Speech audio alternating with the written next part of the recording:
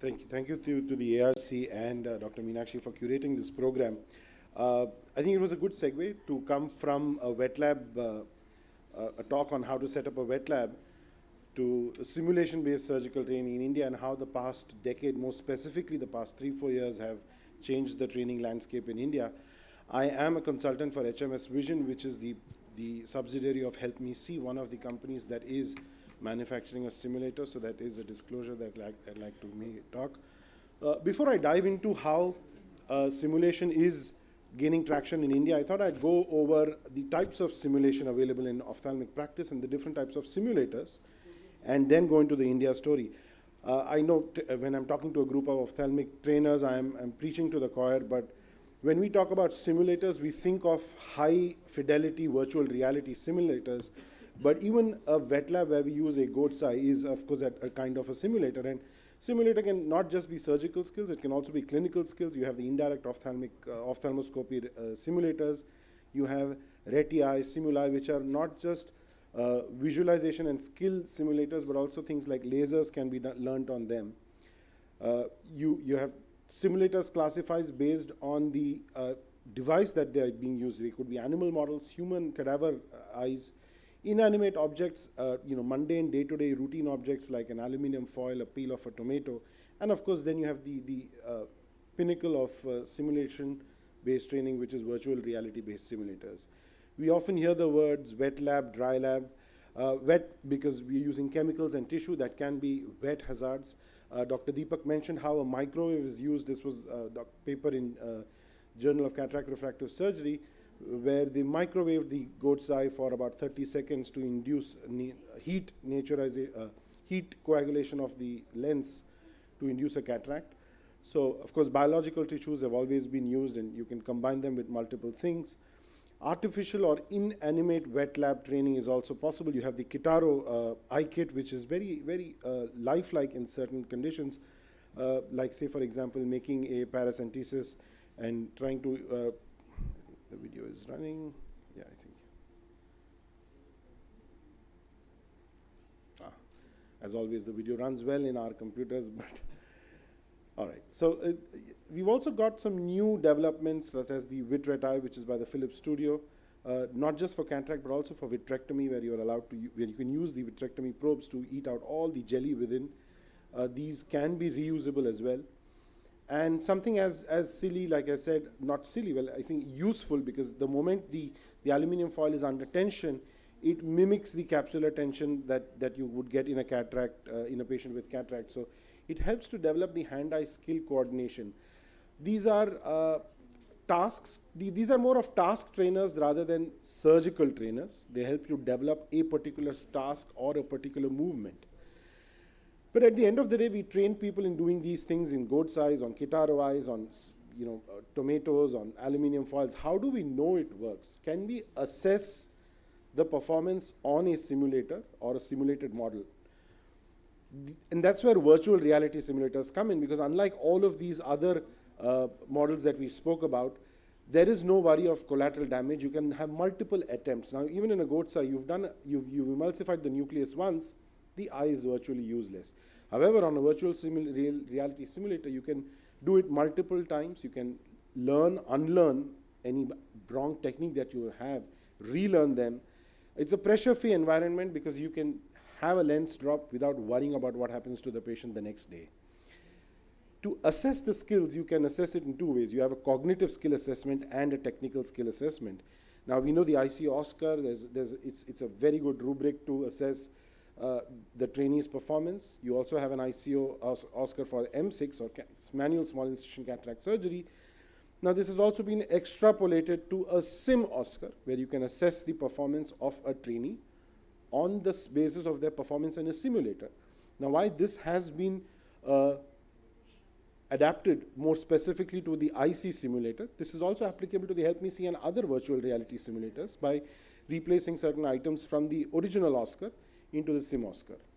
And Will Dean has published this paper where they assessed the performance of trainees who learned on the simulator and assessed their improvement and charted their competency over a number of surgeries based on whether they learned on the simulation, compared the simulation group versus the control group. And you can see that the blue graph goes up immediately, which means they've reached a certain level of competency far before the controls who did not learn on the simulator. Virtual reality simulators allow their inbuilt AI to assess the scoring and performance on their own. The moment you reach a particular level, only if you reach 100 are you allowed to go to the next level, which gets unlocked, or the next task. Similarly, on the Help Me See simulator here, for example, okay, the video is running here, but not there, is it? Yeah, it's running on the screen there, yeah. So here the trainee is trying to prolapse the nucleus into the anterior chamber and is inducing a lot of zonular damage. So all of them pop up, and if you see on the screen the performance assessment, you will see that it shows up as an unsatisfactory attempt, because that's how the simulator is inbuilt. It's able to assess each performance and give you a gradation and tell you that you're not doing this well and you need to do it better. So now you've assessed their performance on a simulator. How do we know that does it translate to real life skill in the operating room? And vice versa. If you have a good surgeon who's already been performing surgeries for many years in the OR, if he were to sit on a simulator, wouldn't he do very well on the simulator from the get-go? And that's what we've seen now. There is enough literature to show that there is good construct validity. Performance on the simulator improves performance in the operating room, reduces complications amongst residents. So this transfer of skill is essentially what in the simulation world is called construct validity. And when we look at India now, about 5 years ago, we had this survey, which Dr. Deepak and I were a part of, where we asked residents, and this was 740 residents across India. Less than 8% had access to simulation-based skill training. So that's a very low number that we have. Since then, of course, there has been a paradigm change in this. We have multiple institutes that have adopted simulation-based training. The IC model, the IC simulator, the Help Me See simulator, and this has resulted in a lot of improvement, and I'll share the numbers. This was a paper that we published, which actually compared the effectiveness of simulation-based training. Shankar Nethralaya, Mahatma Eye Institute, and LV Prasad had their residents, which were randomized into 2 groups. One underwent simulation-based training, the other continued wet lab training like they would. The first 20 live surgeries of each of the trainees in each of the 2 groups were recorded and assessed by masked observers. And what they saw was in the control group, which is the non-simulation group, each of the individual errors, which were predetermined, uveal prolapse, buttonhole, this is for SICS, premature entry, DMDs, laceration of the tunnels, iris touch, lens touch, all of them were significantly lesser in the simulation group. In terms of minor errors, major errors, the technique score, the outcomes, and the eventual visual outcome in the group that underwent simulation-based training was much better than those in the non-simulation group. Since then, training has happened at Mumbai, at Arvind in Madurai, LV Prasad at Hyderabad, Shankara in Bangalore, and 2 other institutes, Amala in Kerala and Shankara Netra Chikitsala in Eluru. Last year, a total of 435 residents out of a pool of 6,000 residents in training in India underwent simulation-based training. It's not been an easy way, and it's not to say that this is now fairly available and accessible. Cost remains a barrier. Also a mindset in terms of trainers, the willingness to let trainees train, to take a week off, go to a training center, undergo simulation-based training, is certainly there. However, subsidized training models like the ones that we've developed with the All India Ophthalmic Society, AIOS Prayogshala, have been a boon. Now, what AIOS has done is they've allowed the Help Me See simulator to be housed within the AIOS office. It's an instructor guided model, which means there's a 4-day SICS or a 4-day FACO course. The AIOS houses the simulators at no cost. They house the instructors at no cost. They house the trainees at no cost. And they just facilitate the trainers, the instructors, and the trainees come into the AIOS office, learn simulation-based training. In the past 5 months, we've trained 54 trainees on 71 individual unique courses. And I think this partnership At the end of the day, organizations like Help Me See are at the core of it non-for-profit, which means they're looking only at financial sustenance, because simulators will evolve and help trainees get better at training surgery. And these organizational supports will help create long-lasting partnerships. At the end of the day, the only thing that we are looking is reducing collateral damage and improving the outcomes of patients in whatever we do. And I think these adoption of simulation-based training is definitely a step forward in improving outcomes of both the trainers and the trainees and the patients. Thank you. Thank you, Akshay, for that wonderful talk. And I also agree that for the residents and the fellows training, simulation on every type of ophthalmology-related surgery should be done in every institute.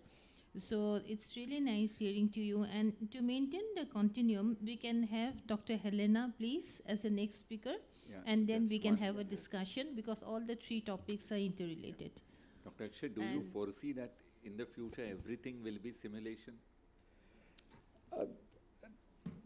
Probably not, because I think even to develop a model like SICS or FACO for each of the different virtual reality-based simulators has been quite a labor and resource-intensive thing. So for finer surgeries like, say, iris hooks or like putting in an ACIOL or ICLs or LASIK, these things probably will take a lot of time. But eventually, I think it will get more accessible.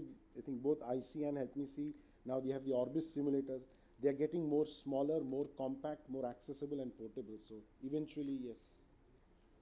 And Dr. Akshay, can I ask where you would put it in terms of how you would integrate it with wet labs prior to them actually starting operating on eyes? So if you were to, in an ideal world, a simulator is supposed to replace a wet lab. Simply because, in a wet lab, you can use, say, a goat's eye or a human eye only once per trainee at one attempt, whereas a simulator allows you multiple attempts. So in that sense, you would be, it looks to replace it. Simulators, but again, certain tasks, you need to get the real feel of the tissue. So in terms of where would I place them, I'd say they are complementary to each other at this stage.